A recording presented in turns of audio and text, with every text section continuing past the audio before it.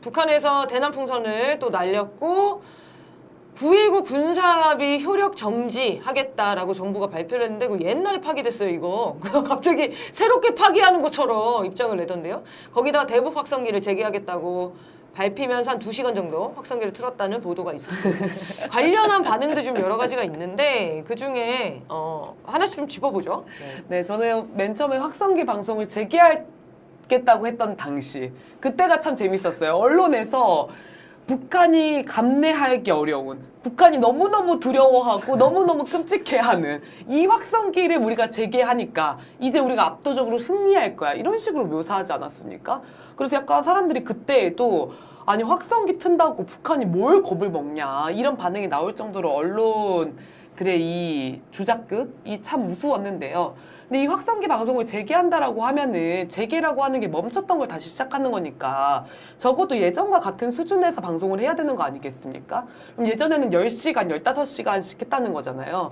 접경 지역 주민들이 오셔가지고 그때 이제 저 기자회견 하는데 오셔서 그때의 고통스러운 기억을 이야기하시더라고요. 이게 얼마나 접경 지역 주민들을 괴롭혔는지. 근데 이번에는 재개를 한다고 하더니 겨우 2시간만 하고 방송을 중단을 했잖아요. 네. 그럼 이건 재개도 아닌 거죠. 근데 이 2시간으로 북한을 어떻게 두렵게 만드지? 사람들이 굉장히 의아해지는 거고 윤석열이 늘 얘기하는 게 압도적으로 대응하겠다. 2배, 3배 대응해가지고 뭐 북한군의 무슨 의지를 꺾어버리겠다 이렇게 했는데 압도적도 아니고 2배, 3배도 아니고 2시간으로 무슨 의지를 어떻게 꺾었는지. 왜 2시간만 했다고 보십니까? 원래는 기존에는 하루에 10시간, 15시간 이렇게 틀어놨다고 하거든요. 아니 근데 의혹도 있어요. 2시간도 아예 안 한 거 아니냐. 진짜 방송을 아예 안 한 건 아니냐. 왜 방송을 한 영상을 공개 안 하지? 이런 의혹도 있더라고요. 네. 그리고 실제 이 대북 그 확성기가 불량품이었던 확성기를 납품을 하다가 그 납품한 대표가 징역을 살았는데 곤란하다. 그걸 버리지 않고 계속 가지고 군대에서 몇 년 동안 있다가 이번에 다시 배치를 했다는 거잖아요. 네. 그래서 이번에 2시간 방송했던 게 그 불량품 확성기로 방송을 한 거래요. 그러면 나갔을지 안 나갔을지도 진짜 모를 일이네요. 네, 그래서 군에서 이거 확실하게 확인해 줄 수 있는 거 아니면 맞냐? 2시간만 이런. 틀다가 꺼진 걸 수도 있잖아요. 고장나서. 그래서 2시간만 방송했을 수도 있는 거지. 네. 네. 이런 의문들이 있고. 2시간 했다 쳐도 하다가 이제 쫄아서 북한이 강력 대응을 하겠다고 공언을 해놨으니까 이 북한에서 대응을 하지 못할 수 있는 그거를 결정할 수 있는 시간이 뭘까를 굉장히 고심한 끝에 2시간 정도 튼 거 아닌가 싶고요. 그리고 그 이후 지금 이틀 동안 방송 안 하고 있거든요. 네네. 네. 근데 명확하게 이유도 밝히지 않잖아요. 제일 어이없었던 게 그런 거던데요. 뭐 확성기도 쉬어야 된다 이런 얘기 했던 것 같은데 그런 이야기 하지 않았었나요?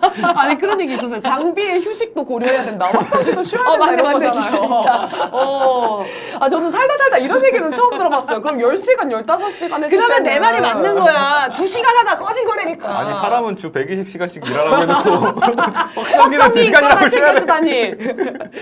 네, 이제 극우 인사들도 유튜브 방송에서 이렇게 2시간밖에 확성기 방송 안 하는 거, 그리고 북한의 오물풍선에 대해서 확성기로만 대응하는 거는 사실 쫄은 거 아니냐.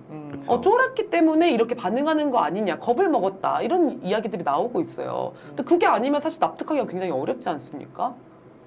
네, 그래도 언론에서는 그 이제 보수 언론에서는 핵보다 무서운 대북 확성기라고 하면서 네, 열심히 또 추켜 세워주고 있더라고요. 이래서 네. 이제 2시간 정도만 틀고 기사 써달라고 하고 뭐 그렇게 정리한 게 아닌가 싶습니다.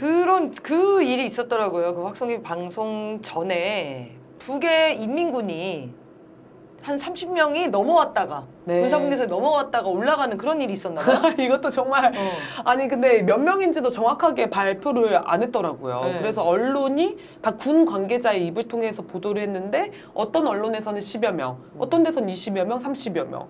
그러면 군이 몇 명 내려왔는지도 못 파악을 했다는 건가? 10명에서 30명 못 센다고?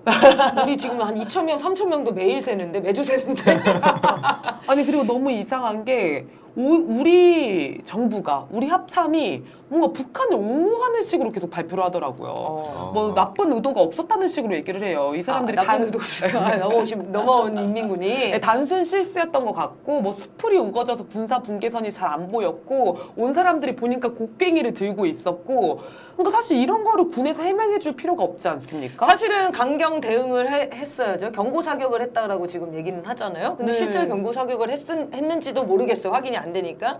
근데 지금 말씀하신 것처럼 확성기 방송 2시간도 그렇고 이 인민군이 넘어온 사태에 대한 대응도 그렇고 적극적인 즉각 끝 대응이 아니라는 거예요. 그러니까 말로는 직간 끝이라고 해놓고 국민을 또 속이는 거 아닙니까? 그러니까 긴장 고조를 해놓으면서 북한이 뭔가 대응하면 우리가 더 압도적으로 대응해서 우리는 강군이야, 우리를 지킬 수 있어 이렇게 국민들을 막 고취하는 것처럼 해놓더니 정작 상황이 생기면은 전혀 그렇지 않는다는 게 확인이 되는 거죠. 네, 그러니까 자극만 해놓는 거죠 지금 이게. 네.